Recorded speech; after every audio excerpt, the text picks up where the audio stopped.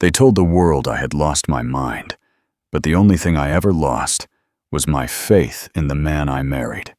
Long before the whispers spread through London, before doctors signed papers and doors were locked behind me, the truth had already been decided in my husband's heart. On the day I would later walk into an auction hall and buy back my ancestral home with £10 million of my own hidden fortune, I would prove to every voice that dared to doubt me that Cordelia Ashworth had never been broken.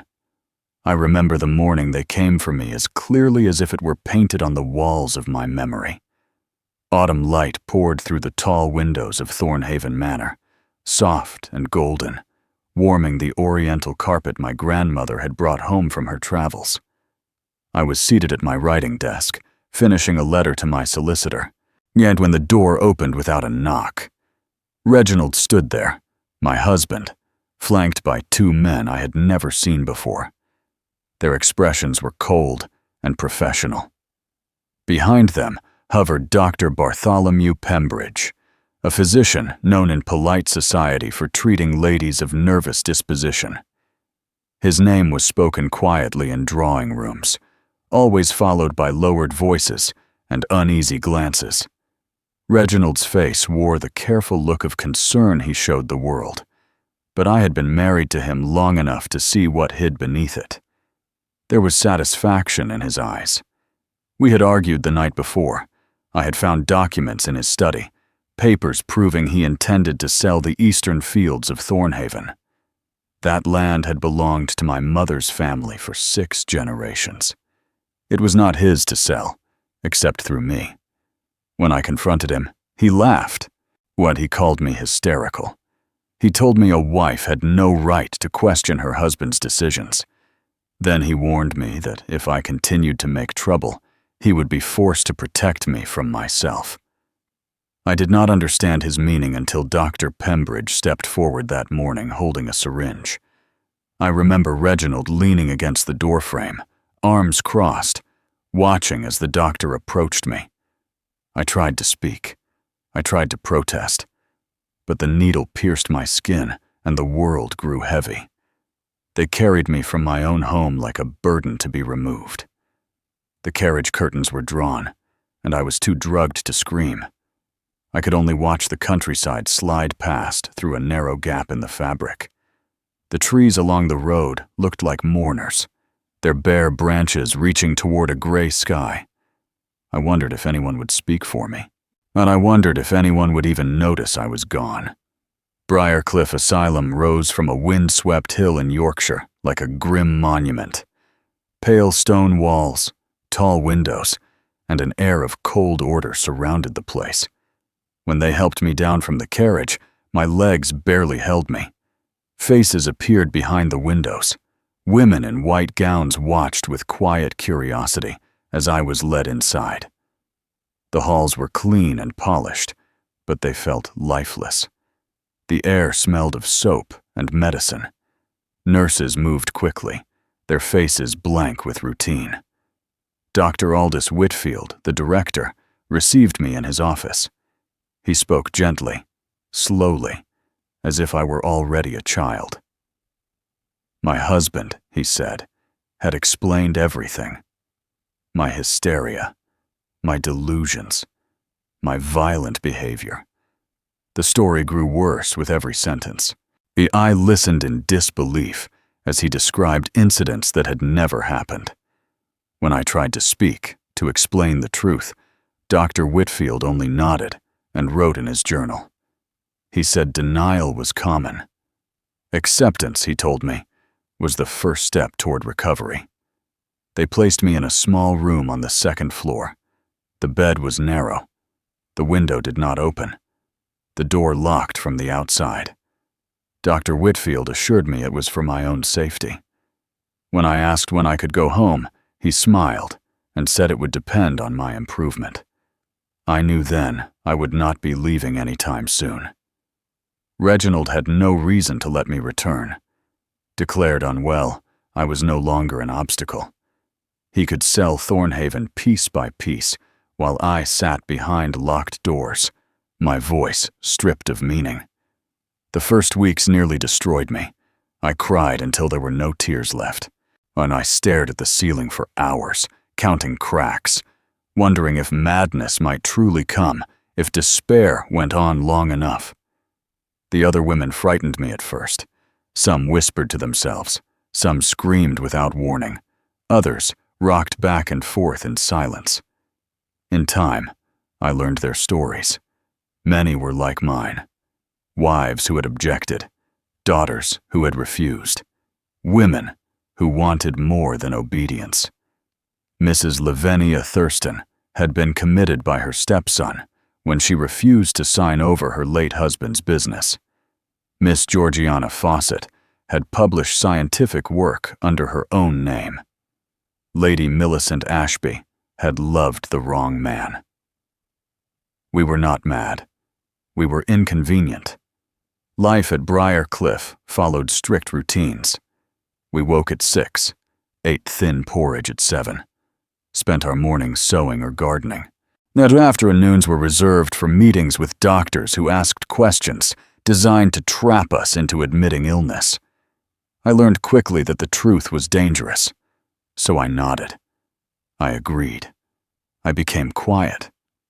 I watched. I learned which nurses were kind and which enjoyed their authority. I paid attention to schedules and habits.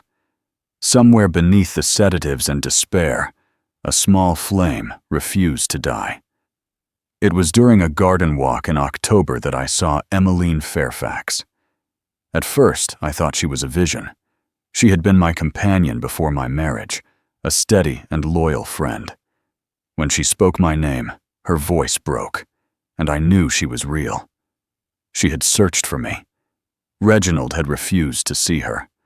My solicitor would not speak. At last, she found me. She took my hands and swore she would not leave me there.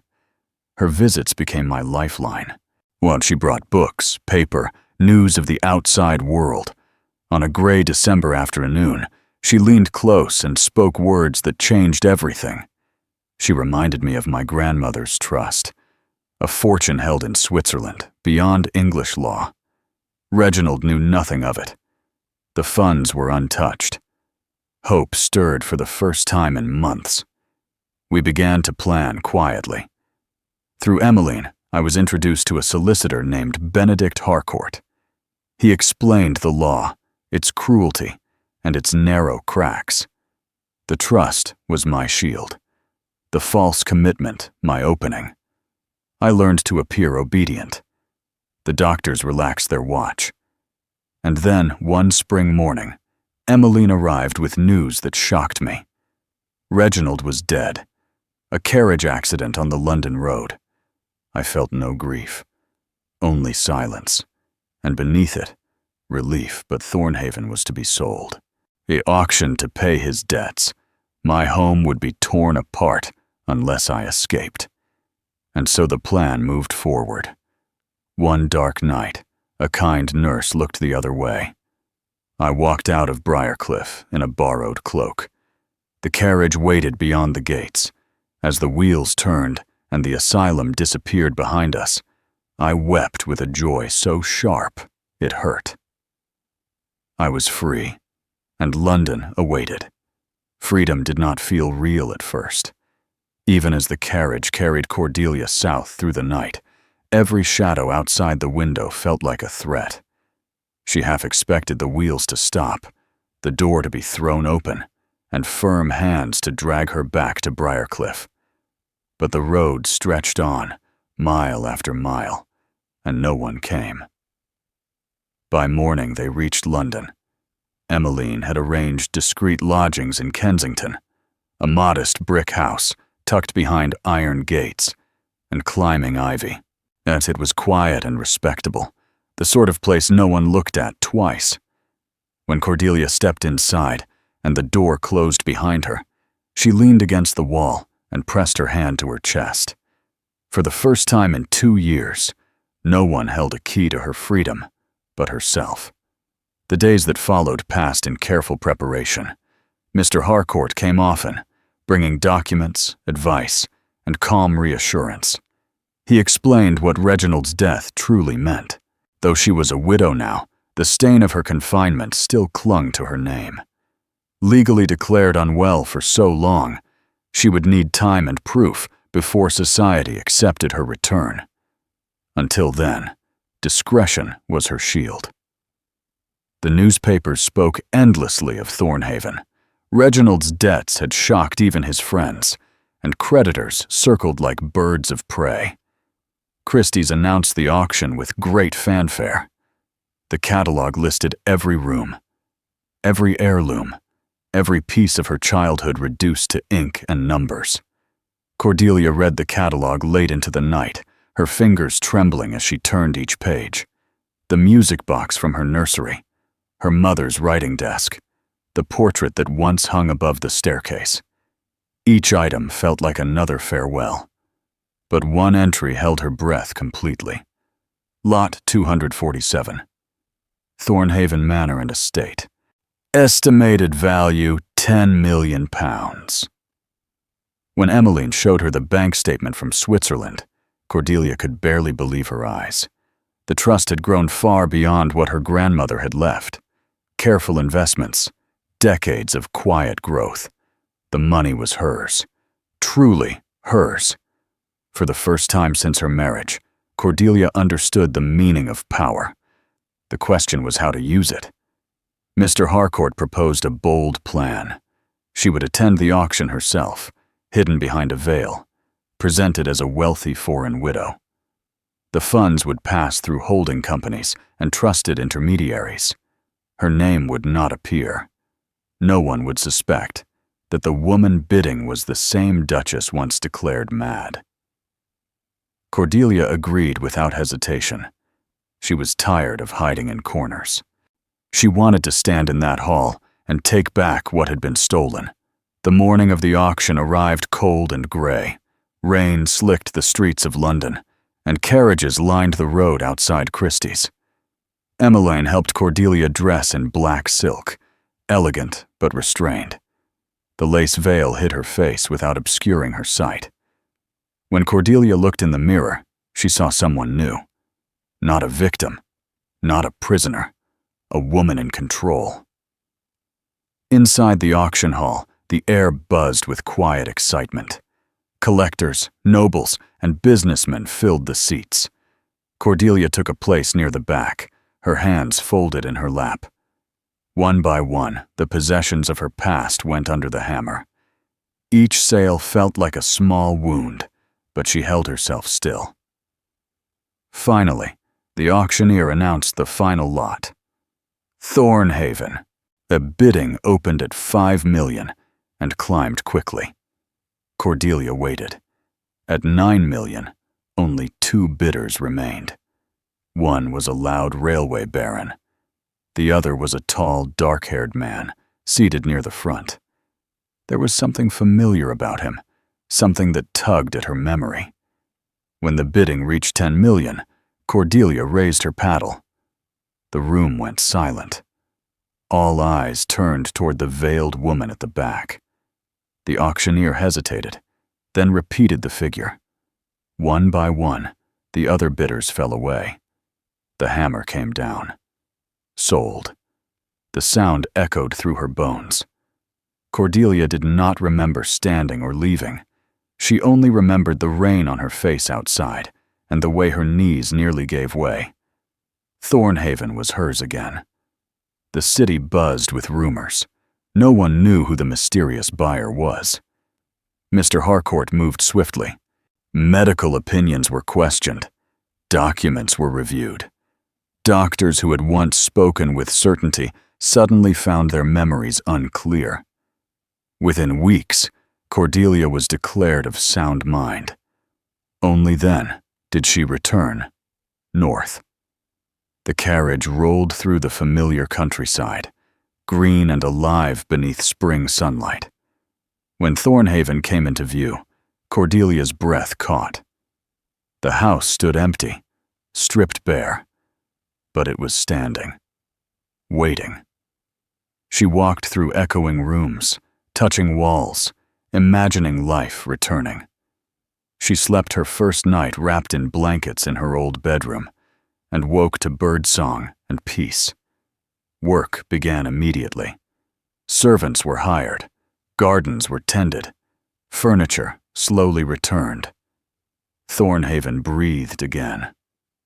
3 weeks later, a card arrived for Sebastian Wyndham, Earl of Hartwell, but Cordelia remembered him faintly from her youth, a quiet neighbor, serious, kind eyes. He had been one of the final bidders at the auction. Curiosity overcame caution. When he arrived, recognition passed between them instantly. He knew her. She saw it in his eyes. He came not to accuse, but to apologize. He told her of Reginald's visit 2 years earlier, the loan he had refused, the rumors he had heard, the guilt he carried. Cordelia listened in silence, something warm and unexpected stirring in her chest. All this time, someone had seen. Someone had cared. They spoke long that afternoon, of the past, of regret, of survival. When he left, Cordelia realized her hands were shaking, not with fear, but with something dangerously close to hope. And as the sun set over Thornhaven that evening, she felt it clearly, that her story was not finished, not even close. Lord Sebastian Wyndham did not disappear from Cordelia's life after that first visit. He returned a week later under the simple excuse of discussing boundary matters between their estates. Then again, to recommend a gardener. Then again, simply to see how Thornhaven was coming back to life. Each visit felt natural, unforced, and slowly the empty rooms of the manor began to feel warmer whenever he was present. Cordelia noticed small things about him that others might overlook. The way he listened without interrupting, the care he showed servants and tenants, the quiet sadness that sometimes crossed his face when he thought no one was watching. She learned of his late wife, Rosalind, who had died after a long illness, and of the years he had spent alone afterward, burying himself in duty. Just what surprised Cordelia most was how safe she felt with him. There was no sharp edge to his kindness, no sense of being watched or weighed. He never questioned her choices or doubted her judgment. He treated her as an equal, and after all she had endured, that respect felt like a gift beyond price. Summer passed into early autumn. Thornhaven changed with the season. New furniture arrived. Books filled the shelves again. Laughter returned to the halls. Cordelia began hosting small gatherings, careful at first, then with growing confidence. The whispers followed her, of course. Some spoke of her strange disappearance, others of her sudden fortune. A few dared to repeat the old rumors of madness. Sebastian silenced them without raising his voice. His presence alone was enough. One afternoon in October, but Cordelia stood in the rose garden where her grandmother had once walked. The air smelled of earth and fading blooms. Sebastian joined her, and for a long moment neither spoke. The silence between them was comfortable, heavy with words waiting to be said. At last, Sebastian broke it. He admitted he had loved her long before the auction, long before he understood what she had endured. He spoke plainly, without drama or pressure. He told her he did not expect anything in return, only honesty. Cordelia felt fear rise in her chest, sharp and familiar. Love had once been a door that led her into darkness. She remembered Reginald's charm, the way kindness had turned into control, how trust had been used as a weapon. For a moment, the walls of Briercliffe seemed to close in around her again. But Sebastian was not Reginald. She looked at him. It truly looked, and saw no hunger for power in his eyes. Only hope and patience, and a quiet strength that did not demand. When she told him she loved him too, The relief on his face nearly brought her to tears. Their engagement was simple and swift. They saw no reason to delay joy. They agreed their marriage would be one of equals. Separate estates, shared decisions, full honesty. Mr. Harcourt ensured every legal protection was in place. Cordelia would never again belong to anyone but herself. They married the following spring in the small chapel on the Thornhaven grounds. Emmeline stood beside Cordelia, her smile brighter than the morning sun. The ceremony was private, attended only by those who had stood by her when she had nothing. As Cordelia walked down the aisle, she thought of the girl she had been when she first married. Hopeful, trusting, unaware. She was not that girl anymore. She was stronger now, wiser. And this time, love felt like a choice, not a trap. Sebastian's vows were steady and clear. When Cordelia spoke hers, her voice did not tremble. The kiss they shared was gentle and sure, and the applause that followed felt like a blessing rather than a performance. Married life was not perfect, but it was honest. There were nights when Sebastian woke from dreams of his first wife, and days when Cordelia startled at sudden sounds. They learned each other's shadows and met them with patience instead of fear. Together, they turned Thornhaven into a place of warmth and purpose. They improved conditions for tenants. They opened their doors to neighbors once wary. And with Emmeline and Mr. Harcourt's help, Cordelia began something she had promised herself long ago. She helped women, quietly at first, then boldly. Women wrongly confined, women silenced by husbands or fathers. Legal funds were created. Doctors were challenged. Laws were questioned. Change came slowly, but it came. Years passed. Thornhaven flourished. Hartwell Court and Thornhaven became linked not just by marriage, but by shared values. Emmeline found happiness of her own, marrying Mr. Harcourt in a ceremony filled with laughter and relief. But Cordelia and Sebastian grew older together. They never had children, but their lives were full of purpose, full of chosen family, full of peace. When Sebastian died after a sudden illness many years later, Cordelia mourned deeply, but she did not break. Grief no longer frightened her. She had learned that love did not disappear simply because someone was gone. In her later years, Cordelia often sat on the terrace at sunset, watching the light fade over the hills. Thornhaven stood behind her, alive with voices and memories. She thought of the woman who had once been carried from that house in silence and shame. She smiled. They had told the world she had lost her mind. But she had found herself, and in doing so, she had claimed a life no one could ever take from her again.